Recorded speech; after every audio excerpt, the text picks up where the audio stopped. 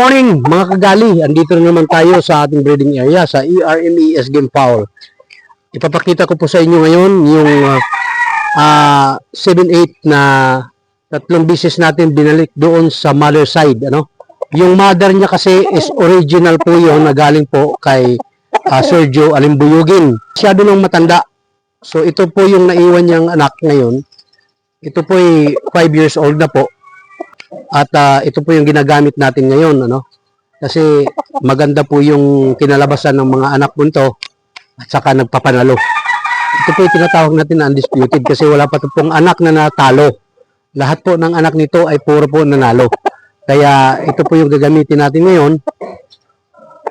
Pangit na manok. So, ayan, lalagay natin dito sa ano niya. Ayan. So ayun, at least may napapakilala na tayo ngayong isang broodcock natin.